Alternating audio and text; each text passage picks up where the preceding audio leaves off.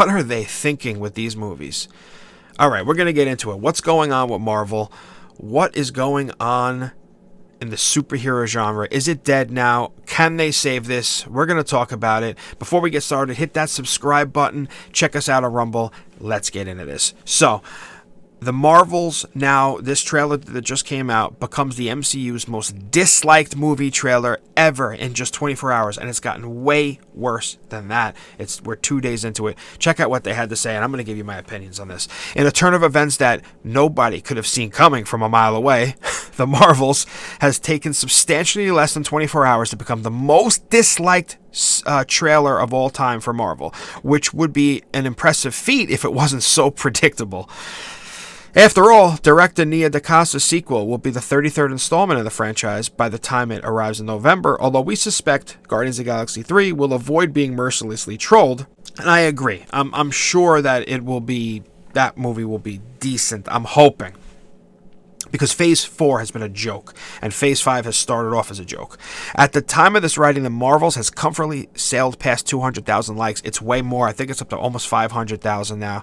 It's crazy how hated this trailer is. And even if there is some botting in there, there's botting on both sides. So it's incredible how bad this trailer was, in my opinion, with the jokes, and it was like no seriousness to it.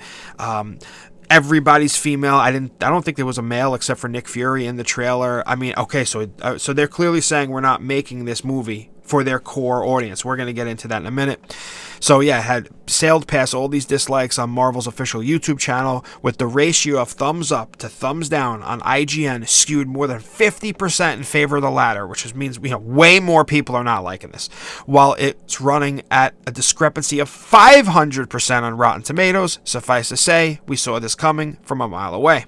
We've been through this before in the build-up to the first Captain Marvel. I remember that movie was bolstered by the fact it was in between Infinity War and Endgame, and that's the only reason that made $1 billion, in my opinion.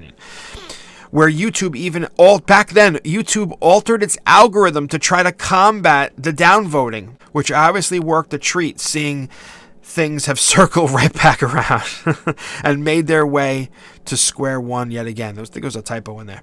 The best course of action is for the Marvels to hit theaters in a blaze of critical glory when it finally lands, even if you get the sneaking suspicion that it won't be enough to stem the tide of trolls going out of their way to tear it down as soon as possible.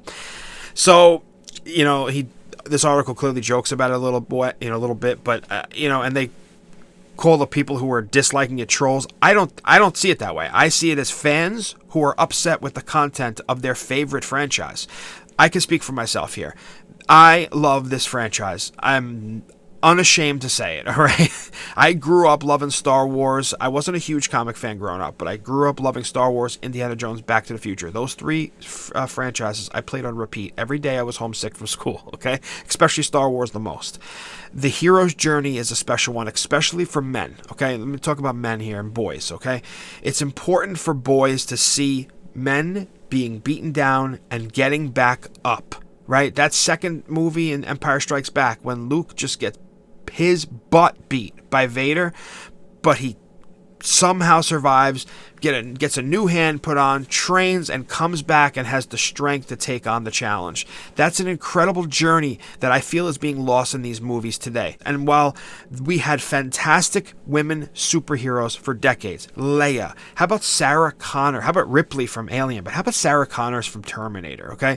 Was that not the most badass female ever? I mean, my favorite scene, with all the Terminator 1 and Terminator 2, how many good scenes there were with Arnold Schwarzenegger, the big tough, right? Nothing with him was my favorite. My favorite scene that I watched, used to play it over and over, was Sarah Connor's, the female, right? At the end of that movie in Terminator 2, when she's got the T-1000 going towards the lava in that factory with the hot metal, and she's loading the shotgun, boom, and she's telling him, I'm coming, she finally had enough, and she's boom, and she gets him right to the edge.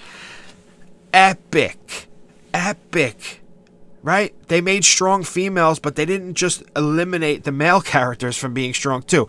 What I'm seeing in Phase 4 and at the beginning of Phase 5 is the elimination of any male being competent. Even Doctor Strange in his movie was a shell of his former self, right? He was so good in his movie how he was beaten down, remember? And then came back, and learned and trained, and he couldn't even make he couldn't even make sparks with his hands, and by the end of that movie, he was battling Dormammu to save the world, right? So there's a journey that has to happen. But in Captain Marvel, the original Captain Marvel movie, there was no journey. She just had to be good to remember that she's the best, basically. She's the best and just had to remember she's the best. It's like they don't even remember who their core fans are. Yes, lots of women love the MCU. Lots of girls love the MCU.